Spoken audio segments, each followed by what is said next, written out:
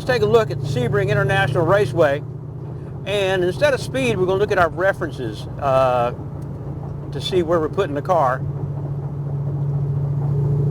Leaving the pits is pretty easy, going the outside of the cones.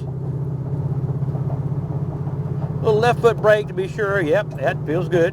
Feels good. Got some brake there. We're going to stay to the right. We got a guaranteed spot when we get here. If you're on the racetrack, you got to give me that guaranteed spot because I can't see you. Never been an issue, but no point in becoming one today. Going down to turn 2, we're going to go to the left a little bit and come around this kink so we can brake hard and straight.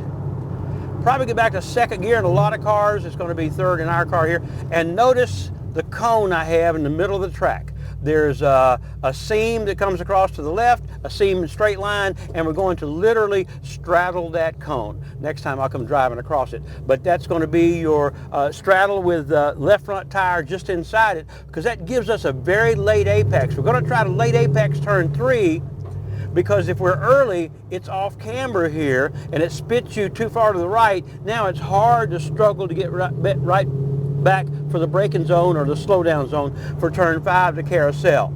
So a little feather back, maybe some cars actually left foot brake a little bit to put the weight on the nose. Notice how late this apex is. Once again, it's an off camber exit, so I don't want to be out too early, because then you add all this archaeology here going back across the track. We don't want to add to that.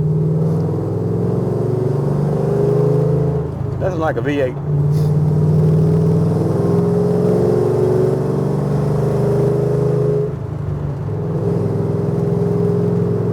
Run down to the hairpin turn, a little left foot brake, be sure I got some.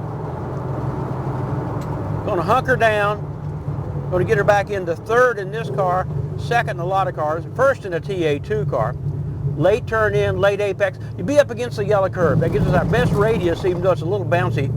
And then we're going to straddle this curve here. Not going to worry too much about a right-hand apex here.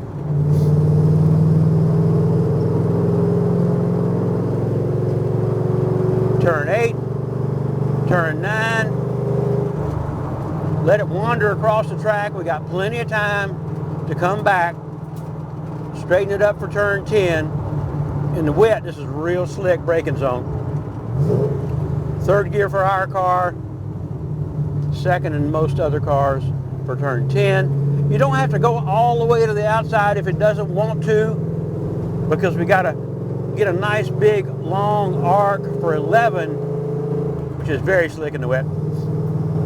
Coming out of 11, going down to the tower turn. Notice we're coming across the road on a bit of a diagonal and a late turn in, and we got the same little patch here. See where the cone is in the middle of the road. That's I just want the left front tire to be inside that, to the left of that cone next time. Nice little camber tape. Stay off of that curb. That curb will really bounce the car.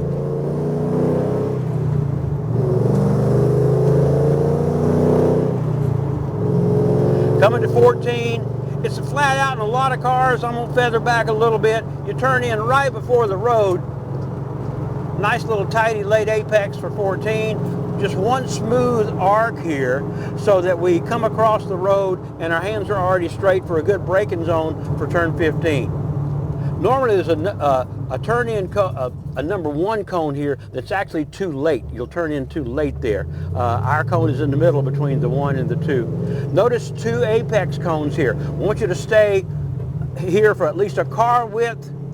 We don't have an exit cone here because you don't really have to use all the road there, because we're about to flick the car back to the left, maybe even touch the very end of this curve to be able to brake straight for a minute, maybe put 2 wheels over here on the concrete.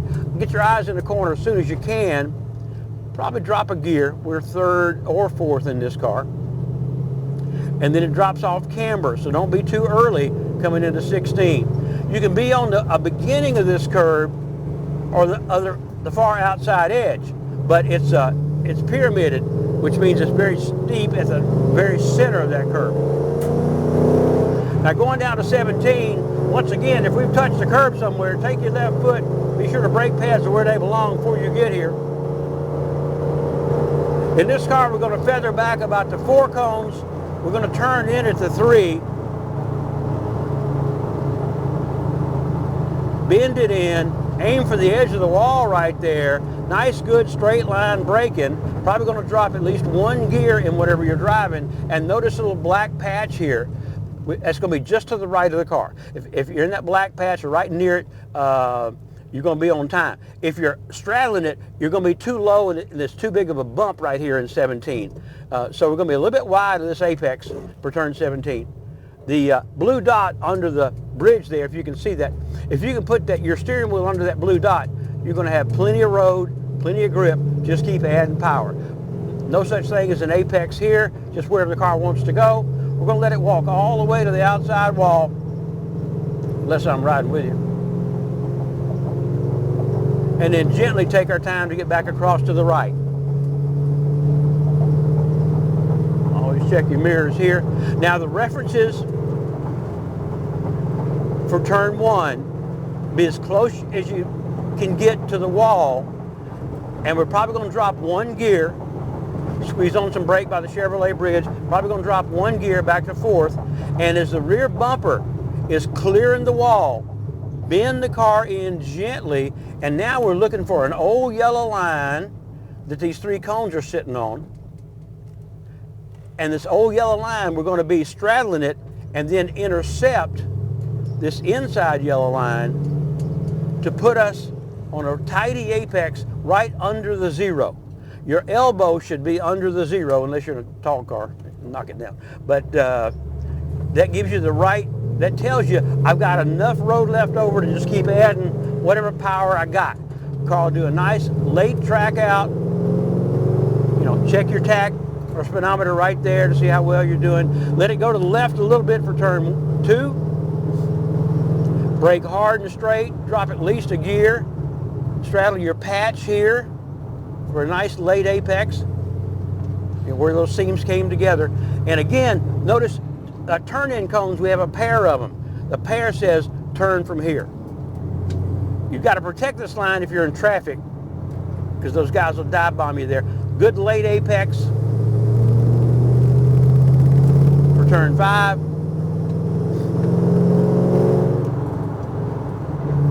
Spool it up.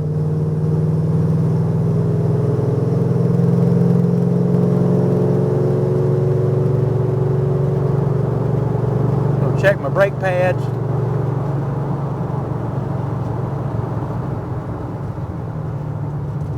Hunker down. Back in 3rd for us, back in 2nd for a lot of cars. Get your eyes in. We can get up right against a yellow curb.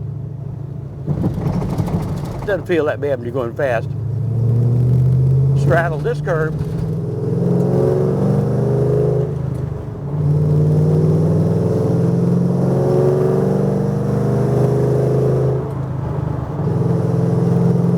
Turn 9, we can let it walk across the road.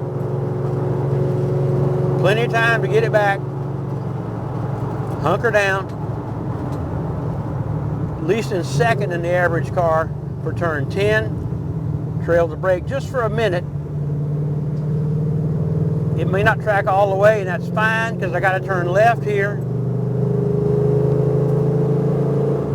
Just free it up. Give it its head. That way we can come across the road on the diagonal on the way to 13.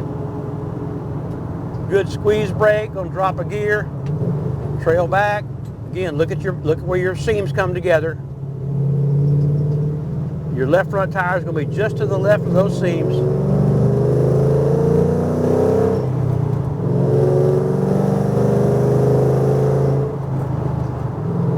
Gonna breathe a tiny bit for 14, then roll it back in. Very gentle here. Let it walk to the outside, but don't drop over that white line. It's a drop off actually. Got time to square the car up. Don't go by your brake marker when you come back here for the 12-hour race. Long apex for 15. Don't need to go all the way across the road. A little flick back actually. Now we can brake straight. Probably drop a gear in the average car. Get your eyes in early. Nice, tidy, long apex. The center of the car needs to be there. And again, you can run some of this.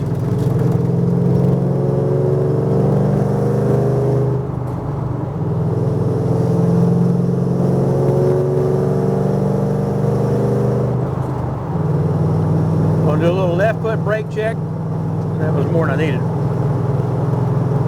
All right, gonna roll back about the 4 cones, bend it in at the 3, hop on the brake by the wall. Gonna drop at least 1 gear.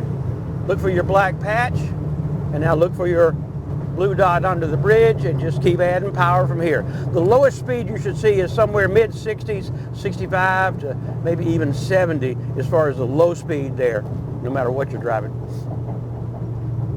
Get your hand up coming in the pits.